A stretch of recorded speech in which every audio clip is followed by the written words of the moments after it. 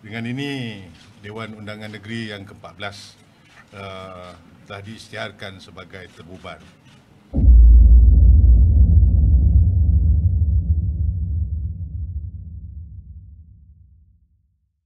Bersama kita ialah Presiden UMNO, Datuk Seri Dr. Ahmad Zahid Hamidi. Ini adalah berkaitan dengan pilihan raya negeri Johor, Datuk Seri. Soalan kita yang pertama, komen mengenai serangan dari PAS terhadap UMNO.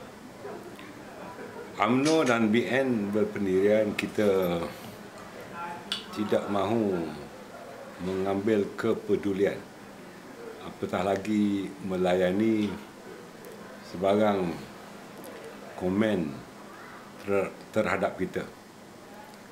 Kita hanya mahu membuktikan bahawa UMNO itu terus relevan. Begitu juga Barisan Nasional. Dan bagi kita tidak mahu mana-mana pihak yang berada di dalam tahap kegilaan talak untuk melalak. Sebaliknya, apa yang kita pedulikan adalah untuk menangani cita rasa dan perasaan akar umbi yang mahukan supaya UMNO dan Barisan Nasional terus dominan di negeri Johor ini. Baik, Datuk Seri. Presiden sebuah parti kita, namanya Presiden sebuah parti, menyatakan UMNO khianat. Jadi apa tindakan UMNO bagi menjaga maruah parti UMNO itu sendiri? Saya pulangkan kepada seseorang yang menepuk air di dulang. Saya harap ianya terpercik ke buka sendiri. Layak mengetahui kalau satu jari menuding kepada orang lain, pasti 4 jari itu menuding kepada diri sendiri. Baik, Datuk Seri. Rakyat sekarang dimomokkan dengan pelbagai gelaran kluster itu, kluster ini bagi mempengaruhi pengundi dalam PRN Johor. Apa jawapan balas daripada UMNO? Siapa yang mewujudkan kluster itu? Dan siapa yang menyimbahkan warna-warna yang berbeza kepada kepimpinan UMNO dan juga kepada kepimpinan pihak kerajaan? Kita tidak mempedulikan semua itu. Yang penting kita mahu UMNO dan BN terus bangkit, kerana rakyat amat rindukan UMNO dan BN untuk bangkit semula. InsyaAllah selepas PRN Melaka dan juga PRN Sarawak, kini Allah Ta'ala telah mentakdirkan PRN di Johor berlaku. Jadi kita jangan pedulikan apa yang disimbahkan dalam bentuk caci maki, apatah lagi fitnah dan tuduhan. Sebaliknya kita terus mara ke hadapan untuk menuju matlamat bahawa pembentukan kerajaan akan datang dengan mandat baru daripada rakyat adalah untuk UMNO dan Barisan Nasional, insya-Allah. Baik, Datuk Seri. Isu Aicitra, adakah UMNO akan terus memperjuangkan isu Aicitra ini demi rakyat yang kita ketahui ada yang ramai yang dalam kesusahan sebenarnya sekarang? Kita amat konsisten dan akan terus istiqamah bagi memperjuangkan permintaan untuk Aicitra ini. Malah saya juga telah memperolehi pelbagai memorandum, bukan hanya daripada individu yang terlibat untuk memohon Aicitra itu, tetapi beberapa NGO yang bertindak bagi pihak rakyat, untuk pihak kerajaan terutamanya Kementerian Kewangan, bagi mempertimbangkan agar wang yang layak untuk mereka memohon dapat dikembalikan kepada mereka, biarpun tujuan KWSP adalah untuk persaraan, tetapi di dalam zaman kesengsaraan kepada pencarum-pencarum ini. maka rasa keperhatian mesti diberikan kepada mereka yang layak dan mempunyai caruman yang cukup untuk mengeluarkan bagi kegunaan mereka sekarang. Saya tahu beberapa kekangan dari segi akta dan soal kecairan, tetapi ini soal hidup mati rakyat. Terutamanya mereka yang layak, yang mahu wang mereka itu diberikan kepada pencarum-pencarum ini. Dan untuk itu bukan saja UMNO melalui kenyataan saya sendiri, Ketua Pemuda dan juga bosku, kita tetap konsisten untuk terus memperjuangkan isu ini agar mereka akan akhirnya dapat wang mereka sendiri melalui Aishitra ini. Datuk Seri.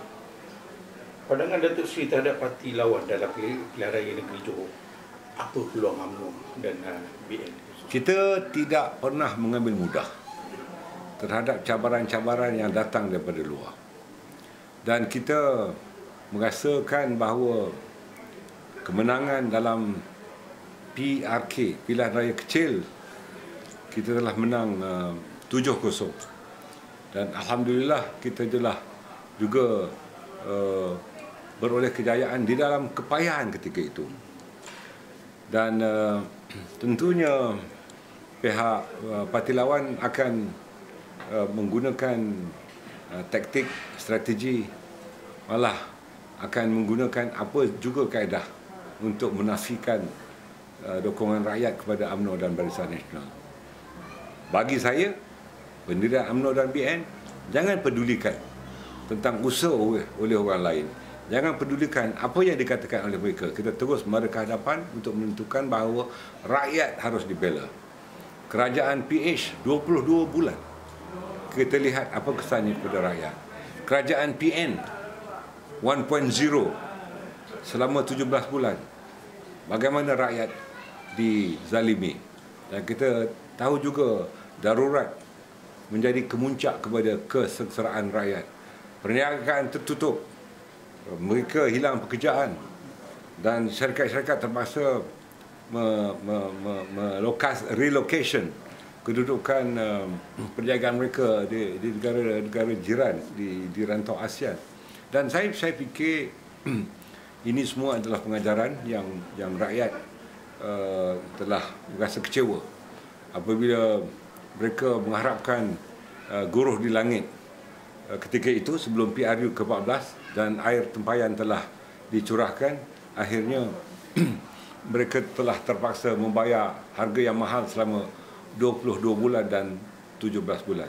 InsyaAllah di bawah kerajaan yang ada sekarang ini, biarpun UMNO dan Barisan Nasional tidak dominan, tetapi sedaya mungkin yang boleh, Perdana Menteri yang mewakili UMNO tentunya akan memberikan keperhatian terhadap isu-isu rakyat.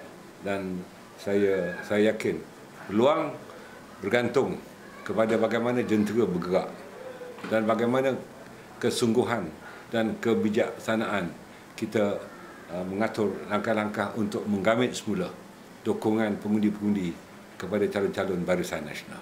Baik, di Melaka, Barisan Nasional mencapai keputusan luar jangkaan. Ada kemungkinan atau tidak aura daripada pilihan raya negeri Melaka dijadikan tanda aras untuk negeri Johor pula? Kita tidak berada di dalam zon yang selesa.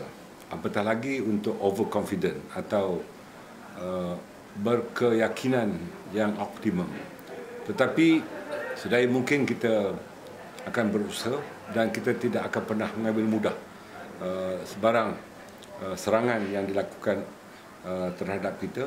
Dan saya yakin usaha-usaha untuk menafikan UMNO dan BN memerintah negeri Johor ni pasti dilakukan oleh mereka. InsyaAllah dengan daya tahan, daya juang dan daya saing yang ada pada kita, kita akan terus mara ke hadapan untuk menentukan akhirnya apabila keputusan pilihan raya negeri diumumkan, insyaAllah kursi-kursi yang akan kita menangi membolehkan kita untuk membentuk kerajaan baru dengan mandat baru daripada rakyat negeri Johor ini.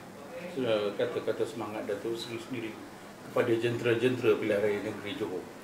kita melakukan pendekatan decentralization atau kita memberikan kepada 5 zon untuk pusat operasi bagi gerak kerja pilihan raya. Dan kelima-lima majlis pelancaran saya lakukan untuk memberikan motivasi, panduan dan semangat kepada seluruh jentera parti Barisan Nasional. Dan saya harap siapa saja yang dicalonkan oleh pucuk kepimpinan untuk mewakili Barisan Nasional, maka kita beri dokongan sepenuhnya kepada calon-calon itu, bukan kerana calon-calon itu atas nama individu, tetapi ianya adalah mewakili Barisan Nasional untuk kita membentuk kerajaan Barisan Nasional semula dengan penuh dominan. Terima kasih. Okay.